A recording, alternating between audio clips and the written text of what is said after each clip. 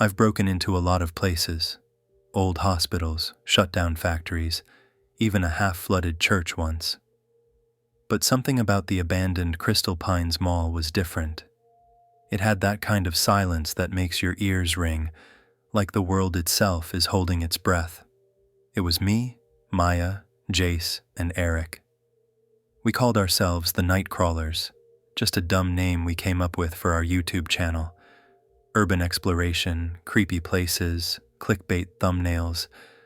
I'd say we were in it for the thrill, but honestly, I just liked the feeling of finding something forgotten, like peeling back the skin of the world. We parked a block away, climbed through a broken loading dock, and slipped inside. The air was stale and heavy. Flashlights swept over empty storefronts, dusty mannequins, old signage hanging crookedly.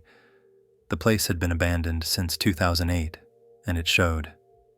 "Smells like dead rats and old perfume," Maya muttered, covering her nose. "Perfect ambiance," I said, grinning at the camera. "Say hi to the Night Crawlers, guys." Eric flicked his flashlight toward an escalator frozen mid-climb. "Bet you $10 we find a hot topic." Jace laughed behind the camera. "Only if we find your dignity too." We moved deeper. The mall was huge, 2 floors, maybe more underground. Our boots echoed across cracked tile, dust swirling in the beams of our lights. Broken glass crunched underfoot. We expected graffiti, and yeah, there was plenty. But some of it was weird. Not gang tags or edgy teenager stuff. More like symbols, circles within squares, eye shapes scratched deep into concrete. One said, "Do not open in red paint," underlined twice. Someone was getting their Blair Witch on, Maya said, tracing one symbol with her finger. Then Eric found the door. We'd followed him down a service stairwell to what looked like a sub-basement. Most of the area was wrecked, fallen pipes, mold, crumbled drywall. But at the very end of the hall, tucked behind a pile of broken carts, was a door that didn't belong. It was spotless, smooth white metal. No rust, no dust, no mold. Like it had just been installed yesterday. A thick shiny padlock gleamed in the middle. There weren't even hinges visible. "That is not normal," Jace said, lowering the camera. Eric grinned. "Think there's treasure behind it?" "Or a murder room," Maya muttered. "Only one way to find out," I said. And yeah, maybe I should have listened to the voice in my gut that said something was wrong. But I didn't.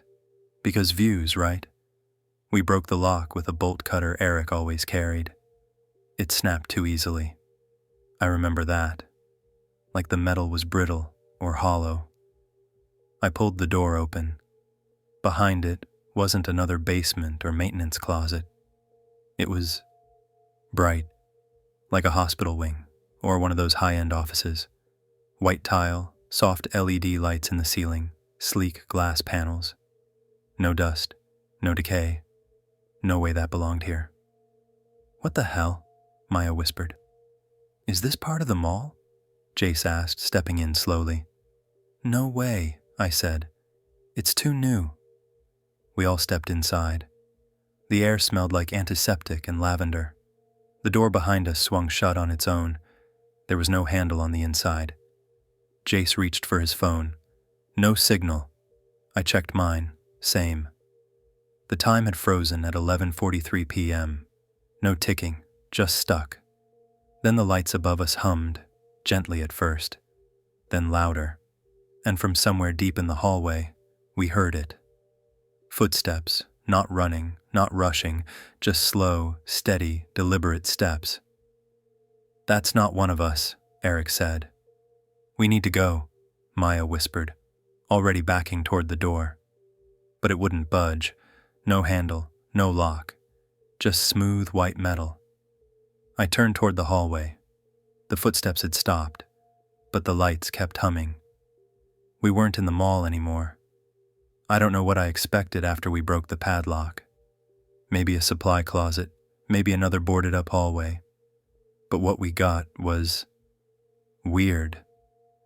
Behind the door was a corridor, Not like the rest of the mall. This one was clean, pristine.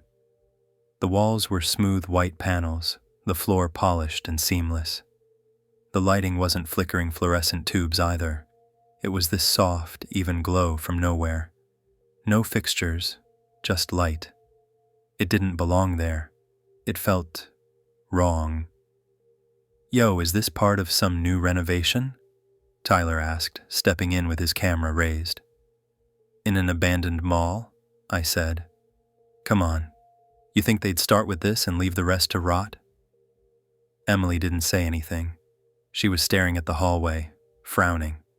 She had that tight look on her face like she got when something didn't add up. I looked back behind us. The rest of the mall was the same mess it had been before. Dark, silent, graffiti on the walls. We hadn't stepped through a portal or anything. We were still in the same place, technically. But it didn't feel like it. Still, the camera was rolling, and weird made for good footage. "All right," I said, trying to sound more confident than I felt. "Let's check it out." We walked in, all of us tense. Our footsteps echoed in a way that didn't match the space. It was almost delayed, like the sound bounced off something far behind us, even though the corridor wasn't very wide. About 30 feet in, the door slammed shut behind us. Hard. We all jumped and spun around. Tyler ran back, pulling at the handle. "It's locked. It just slammed and locked," he shouted. "What?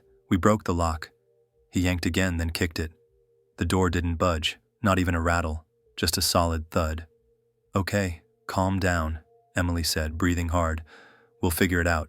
Try your phone." I pulled mine out. No signal. None. Not even a little E or single bar. Just blank. "Same here," Tyler muttered. "Dude, mine won't even open the camera app. It crashes."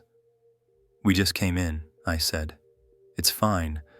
We'll go a little farther in, maybe find another way out." I didn't believe what I was saying, but I needed them to think I did. I was the one who pushed us to break in, to film here. If I lost it, they would too. We moved deeper into the hallway. It stayed the same for a while. Just smooth walls, that same soft light, and the weird acoustics. Then it split, a perfect T-junction. We stood there, looking both ways. No signs, no indication of where anything led. Then we heard footsteps, far away, but unmistakable, steady, slow, coming from the left. Emily grabbed my arm. Tyler was already backing up. "Okay, that's enough exploring," he said. "This is some messed up SCP crap. We're done." But the door was locked, and the footsteps kept getting closer. It took us a while to stop panicking. Greg was hyperventilating, pacing back and forth. Leah kept banging on the door, even though we all knew it wasn't going to open. The hinges didn't even budge. I tried calling for help, but of course, no signal. Not even Wi-Fi. It was like the mall had swallowed us whole. "This doesn't make sense," I muttered, looking around. "There's no dust, no trash. It's like someone still works here." "Then where are they?" Leah snapped, rubbing her hands together like she was cold. "Why aren't they answering us?" "Maybe we're in the wrong part of the mall," Greg said, voice shaking. "Like, maybe this is some underground office wing or something. Employees only." "That doesn't explain the door," I said, "or why our phones aren't working." No one had an answer. So we walked. The hallway was long. Too long. It looked the same every few steps. White walls, tiled floor, identical doors every 10 feet. No signs. No exits. We opened the doors as we passed, but each one just led to an empty office. Same cheap desk, same chair, same flickering light overhead. Everything was clean, modern, lifeless. "This is wrong," Leah whispered. "Something's wrong with this place." We kept moving. 10 minutes turned into 20, maybe 30. It felt like hours. Greg stopped to lean against the wall, panting. "It's looping," he said. "This hallway, it's looping." I wanted to deny it, but he was right. I could feel it too, like we were walking in circles, even though we never turned once. "Let's mark it," I said, pulling a Sharpie from my backpack. I drew a thick black line on the wall next to one of the doors. We walked again. 10 more doors, 20. And then we passed the same black mark. Leah whimpered. "Maybe we're dreaming," Greg said. "Maybe we passed out and this is some kind of shared nightmare." I didn't say anything. I was staring at one of the doors, the one just past the mark. It was different now. The glass panel in the center was fogged. There was condensation on the inside, dripping like something warm was breathing against it. "That wasn't like that before," I said. Greg stepped back. "Don't open it." I opened it. The room inside was colder than the hallway. Way colder. There was a chair in the middle, and something was tied to it. I couldn't tell what at first. The light above was flickering so bad it hurt to look at. But when I stepped in, I saw it. A mannequin, or I thought it was. But its chest rose and fell, shallow and uneven. Its head was plastic, featureless except for 2 hollow holes where the eyes should be. Its limbs were mismatched, stitched together with thick black thread. One hand was way too big. One leg was shiny metal. It looked like someone had built it from spare parts. Leah gasped. Then it turned its head toward us. I slammed the door shut and stumbled back, heart racing. "Did you see that?" I shouted. "It moved." It looked at me. Greg and Leah were already running.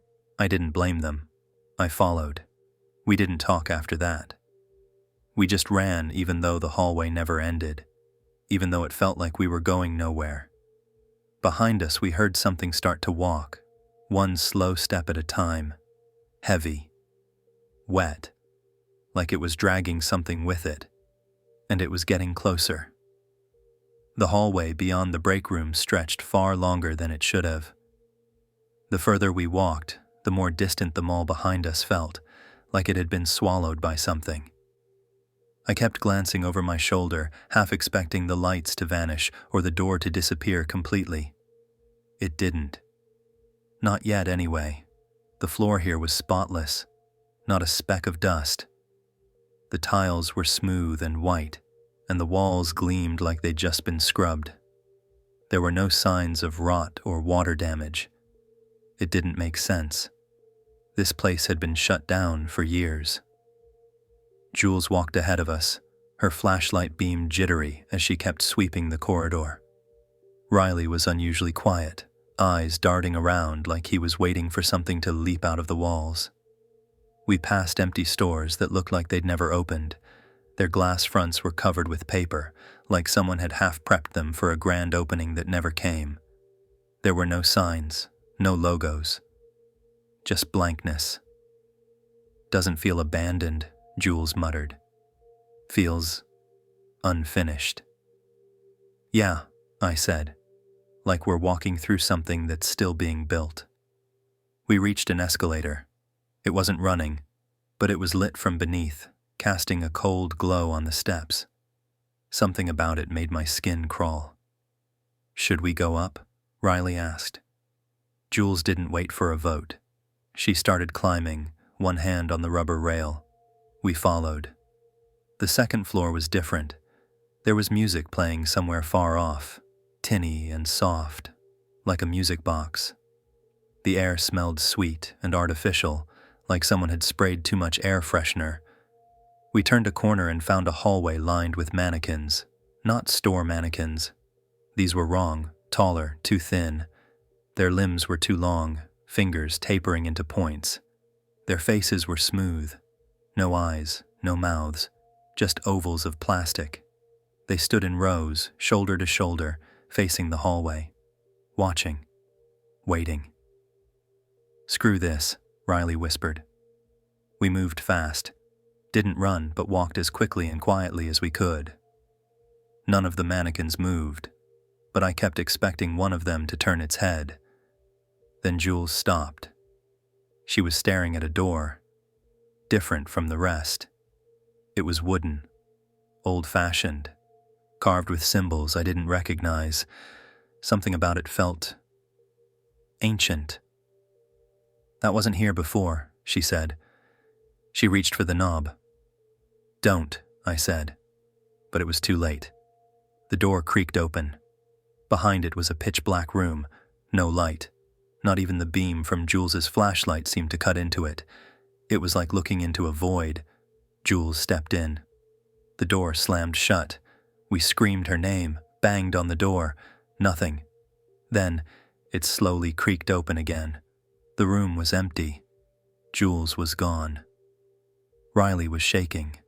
I could see it in his hands, the way his fingers twitched as he backed away from the door.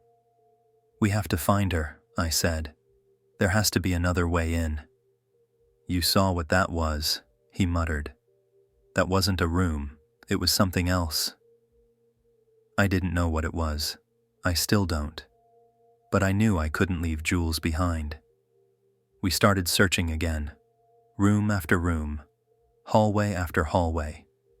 It was like the layout changed every time we turned a corner. Doors vanished. Corridors twisted back on themselves. It was like the mall was shifting. Eventually, we found a service stairwell. Rusted metal, paint peeling. It felt older than the rest of the mall. Real, at least. We took it, hoping it would lead somewhere useful. It didn't.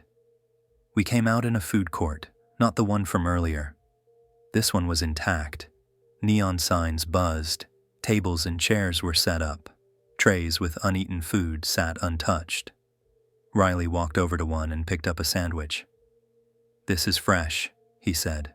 "It's warm." "No one's here," I said. "This doesn't make sense." Then we heard footsteps. Not ours, not distant. Close. Coming from behind the counter of one of the food stalls.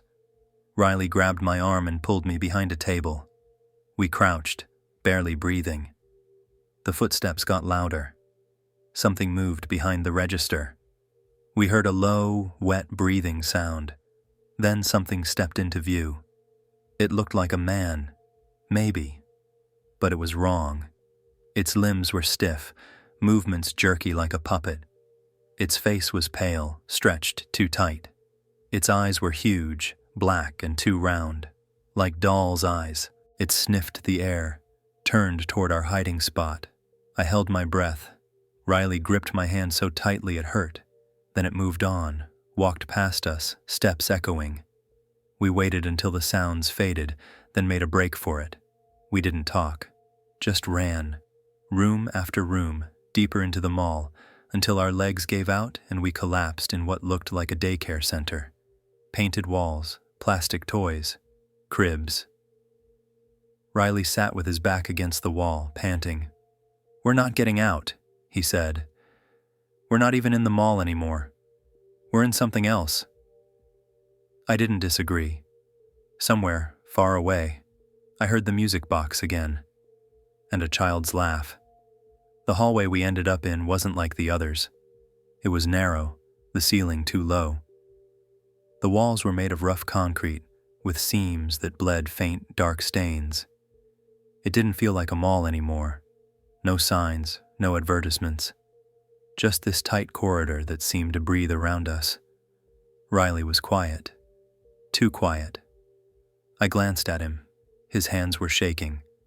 His lips moved like he was muttering something, but I couldn't hear the words. "You okay?" I asked. He didn't look at me, just kept walking. We passed a door. Unlike the others, it was wooden. Old. Carved with deep grooves and strange symbols I didn't recognize. My gut said keep walking, but Riley reached for the handle. "Don't," I whispered, but he opened it anyway. Inside was a room that looked like a child's bedroom. Pale blue wallpaper. A tiny bed. A toy chest in the corner. But everything was off. The toys on the shelf were melted. Their faces smeared, limbs fused together. The bed was soaked through with something dark. And the wallpaper, it rippled like it was breathing. Riley stepped inside. "Riley!" I grabbed his arm, but he pulled away. "I know this place," he said, voice distant. "I used to have that same toy chest when I was little. This isn't real. It's just using your memories. We need to go." He looked back at me, finally. His eyes were glassy, like he wasn't fully there. "I heard Jules again," he said. "She said she's in here." I shook my head. "We can't trust that. You know we can't." But he walked in deeper, and the door slammed shut behind him. I screamed and yanked on the handle, but it wouldn't budge. I pounded on it, kicked it, begged him to come back. No answer, only silence. I didn't know how long I stood there, heart hammering. The hallway behind me had gone darker, colder, like something was waiting. Eventually the door creaked open on its own. The room was empty. No bed, no toy chest, just 4 concrete walls. No Riley. I backed away, fists clenched. My throat burned from screaming. I was alone now, really alone. The lights above me started to flicker. Not like before. This time, each flicker brought a shift. The hallway stretched, twisted. I turned around, trying to find something, anything that still made sense. And that's when I saw it. At the far end of the hall, standing perfectly still, was a figure. Not Jules, not Riley. It looked like me. Same hoodie, same jeans, same face. But it wasn't me. I could tell. The thing stood wrong. Too stiff. Its smile too wide, like it was painted on. Its eyes were all wrong, blank and glassy. I took a step back. It took a step forward. I turned and ran. We walked for what felt like hours. The hallways never ended. They just kept turning, shifting like a living maze. Doors appeared and vanished. Light flickered in rhythmic patterns, almost like breathing. We were both beyond tired. I didn't even know what time was anymore. At one point, Riley stopped walking. He stared at a wall, just a plain white surface with nothing on it, and whispered, "This isn't a mall." I didn't answer him. I was too afraid he was right. Whatever this place used to be, it wasn't that anymore. It was using our memories. Wearing a mask made of broken retail signs and fake escalators. A sound interrupted us. Footsteps. Slow, heavy ones. Not echoing anymore, just close. Close and wet, like something dragging itself forward. We pressed against the wall, holding our breath. Around the corner, a figure passed by. It was wearing a security uniform, but it wasn't human. Its arms were too long, the face too smooth. No eyes, no mouth. Just pale, stretched skin. But it was holding something in one hand. Jules' backpack. Blood on the strap. I grabbed Riley's arm before he could move. We didn't speak. Just waited for it to disappear into another corridor. We ran again. This time we didn't stop. Eventually, the hallway opened into something bigger. A wide atrium, ceiling lost in shadows above. Plants grew in tidy rows down the middle, but they weren't real. Not plastic either. Something in between. Waxen and pulsing. In the middle of it all was the door. A perfect, red wooden door. Ornate brass handle. No frame. Just standing there, in the open, waiting. Riley stepped toward it, but I grabbed his hand. What if it's another trap? What if it's not? He was right. We didn't have options. Whatever this place was, it was getting into our heads. I didn't know how much longer I'd stay sane in here. We approached the door together. I reached out, hesitated. My hand trembled over the knob. Something whispered my name. I turned around. Nothing there, just the strange atrium behind us. I looked at Riley. He looked just as terrified as me, but he nodded. I opened the door. Light, real daylight, blasted in like a punch. The scent of fresh air, trees, earth. We tumbled through it, hit grass hard. I rolled over, coughing. The sun was overhead, Birds in the distance, real birds. The door stood upright behind us for a moment longer. Then it collapsed into dust. We didn't speak for a long time, just laid there, breathing, shaking, alive. Eventually, Riley looked at me and said, "You saw it too, didn't you?" I nodded. It let us go. Why? I didn't have an answer. We found the nearest road, hitchhiked back to town, told everyone we'd gotten lost hiking. Nobody asked questions, the footage from our cameras. All static, except for one frame, just one, a still image of that door, and behind it, something smiling. For more bone-chilling stories, hit subscribe and keep the lights on tonight.